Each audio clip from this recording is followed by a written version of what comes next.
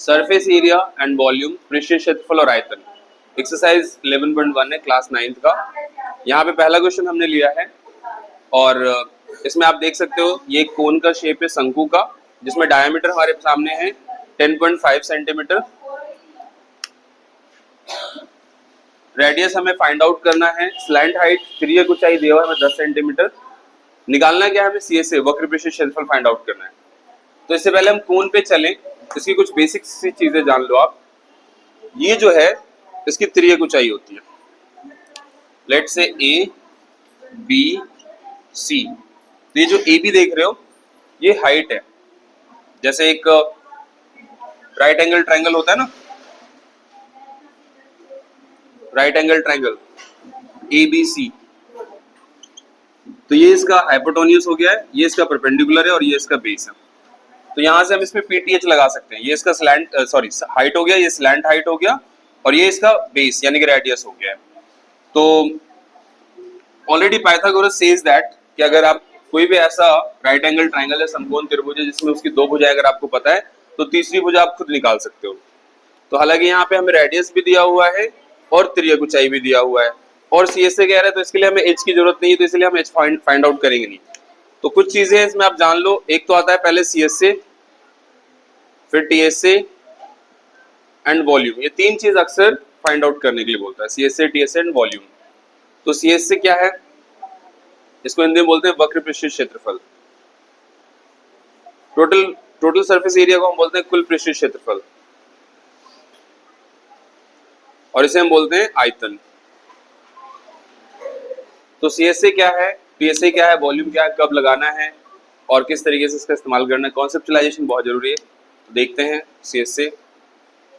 CSA में जो कोई अगर फिगर दिया हुआ है तो इसके इंटरनल एरिया को काउंट करना, इंटरनल एरिया को फाइंड आउट करना ही CSA है। तो यहाँ देख लीजिए आप, इसके बाउंड्री के अंदर की एरिया को जानना CSA है। TSA इसी का अपोजिट हो जाएगा। TSA इसी का अपोजिट है। मान लो ये कोई बाउंड्री है, कोई शेप है और इसमें हमें कह रहा है TSA फाइंड आउट करो, तो TSA में जो बाहर का बाउंड्री है उसको लेते हुए इस शेप का एरिया फाइंड आउट करना TSA। वॉल्यूम कोई भी ऐसी चीज है, कोई भी एक शेप है, उसके अंदर कितना एयर आ सकता है, लिक्विड आ सकता है या गैस आ सकता है, इस चीज को जानना वॉल्यूम है। तो कॉन्सेप्चुअलाइज हो चुका है। अब हम देखते हैं CSA फाइंड आउट करना है हमें। तो CSA का फॉर्मूला है हमारे पास πRL, curved surface area of cone. तो पाई की वैल्यू रख लेंगे 22/7। रेडियस हमारे पास देख लेते हैं रेडियस क्या है, डायमीटर 10.5 है। तो रेडियस निकालने के लिए डायमीटर अपॉन 2 करेंगे, डायमीटर को 2 से डिवाइड करेंगे। तो यहाँ पे डायमीटर 10.5 है, तो 10.5 को आप 2 से डिवाइड करोगे तो 5.25 आएगा। लेकिन अगेन कैलकुलेट करने में थोड़ी सी दिक्कत होगी, इसलिए कैलकुलेट मत करो। मैं रिकमेंड करूंगा कि एक प्लेस पे डेसिमल है तो एक 0 लगाओ और इसे खत्म करो। 5 2 जा 10, 5 1 जा 5, 5 4 जा 20। तो यहाँ पे रेडियस की वैल्यू जो हो जाएगी वो 21/4 और जो स्लैंट हाइट है वो 10 सेंटीमीटर है। तो ये रख दो और कैलकुलेट कर दो। 7 1 जा 7, 7 3 जा 21, 2 2 जा 4, 11 एंड 2 5 जा 10। तो यहाँ से हमें मिल जाएगा 11 इंटू 3 इंटू 5, 11 3 जा 33 इंटू 5, 5 3 जा 15, 5 3 जा 15, 165 सेंटीमीटर, यानी कि 165 सेंटीमीटर स्क्वायर इसका जो है कर्व सरफेस एरिया आएगा। कैनवस के बारे में है, यहाँ पे आप देख सकते हैं कि एक कैनवस कोनिकल शेप में है, शंकु के आकार का है, जिसकी ऊंचाई 10 मीटर है, हाइट इज 10 मीटर, रेडियस त्रिज्या 24 मीटर।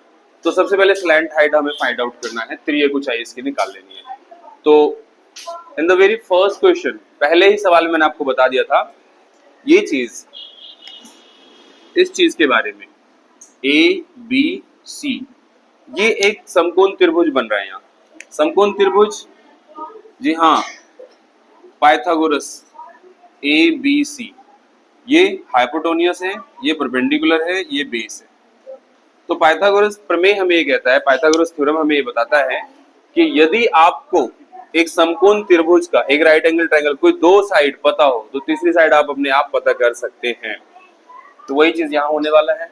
यहाँ पे आप देख सकते हैं हमें परपेंडिकुलर 10 मीटर दिया हुआ है, रेडियस जो कि बेस है 24 मीटर दिया हुआ है। हमें यहाँ से स्लैंट हाइट फाइंड आउट करने के लिए कहा है, तिर्यक ऊंचाई। तो जी हाँ, ये जो क्वेश्चंस हैं by using PTH, Pythagoras theorem का प्रयोग करके, है ना।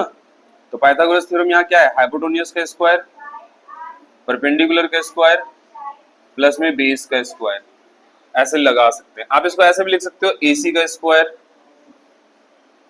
एसी का स्क्वायर, एबी का स्क्वायर प्लस में बीसी का स्क्वायर। ट्रायंगल के नाम कुछ भी हो सकते हैं, पी क्यू आर हो सकता है, एक्स वाई जेड हो सकता है, एबीसी हो सकता है, कुछ भी हो सकता है, डजंट मैटर, लेकिन चीजें यही अप्लाई होना है हमें।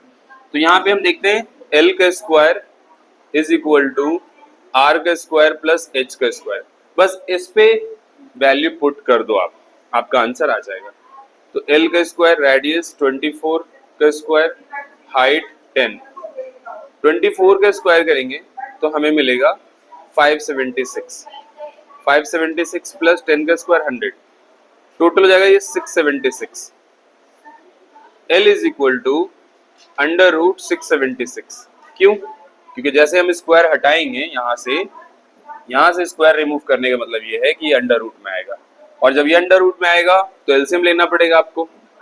एलसीएम कैसे लेंगे इसका, तो चलिए दिखा देता हूँ। 676 का रूट फाइंड आउट करने के लिए इस तरीके से पीछे से पेयर बनाएंगे, 76 का पेयर बन गया। अब हम इसके लिए ओनली 6 के लिए हम टेबल काउंट करेंगे, 2 2 जा 4, क्योंकि 3 3 जा 9 तो बहुत ज्यादा हो जाएगा। तो इस तरीके से 2 और 2 4, 6 आउट ऑफ 4 2 एंड 76, ठीक है। तो अब हम देखते हैं इस पूरे के लिए 276 के लिए हम क्या कर सकते हैं। तो 276 के लिए अगर हम लास्ट में जो हाईएस्ट नंबर है 9 ले ले, 9 9 जा 81, 8 रिमाइंडर, 9 4 जा 36, 36 और 8 44, बहुत ज्यादा हो जाएगा। मीन्स हम यहां से देख सकते हैं हमें लास्ट में 6 चाहिए, तो दैट मे बी 6 के टेबल में लास्ट में 6 आएगा। 6 6 जा 36, रिमाइंडर 6, 6 4 जा 24 एंड रिमाइंडर 3 97। तो यहाँ से आप 6 अप्लाई कर लें, आपको 276 मिल जाएगा, और आप इस पूरे को कैंसिल कर लीजिए। तो इसका मतलब अंडर रूट की जो वैल्यू है वो 26 है, 26 मीटर। तो स्लैंट हाइट है 26 मीटर। नाउ कॉस्ट ऑफ कैनवस कह रहा है, यदि 1 मीटर का 70 रुपए कीमत है, तो इसमें हमें क्या निकालना होगा, इसमें हमें इनफैक्ट निकालना होगा इसका कर्व्ड सरफेस एरिया। तो हमें पता है curved surface area CSA of cone, वक्र पृष्ठीय क्षेत्रफल पाई RL। तो पाई की वैल्यू रख लीजिए 22/7, रेडियस ऑलरेडी 24 दिया हुआ है, एंड एल हमने फाइंड आउट किया है 26, ठीक है, यही चीज आ जाएगा। अब 1 मीटर स्क्वायर की जो कीमत है वो 70 रुपीज है ना। तो इतने मीटर स्क्वायर की कीमत कितनी होनी चाहिए, तो 22/7 इंटू 24 इंटू 26 इंटू 70, 7 10 जा 70। अब सबको हम मल्टीप्लाई कर लेते हैं, 22 इंटू 24 इंटू 26 इंटू 10। तो चलिए मल्टीप्लाई करिए, 48 48 8 8 4 12 528। तो ये इन दोनों का तो मल्टीप्लिकेशन 528 आएगा, एंड रिमाइंडर 528 को आप 26 से कर लीजिए।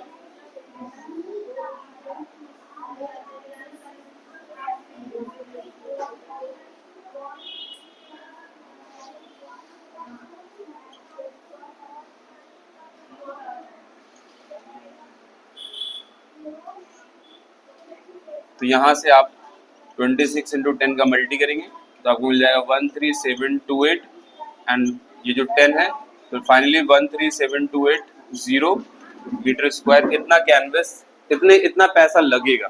This will be the amount canvas लगाने में आपका खर्चा आने वाला है, ठीक है। That's all.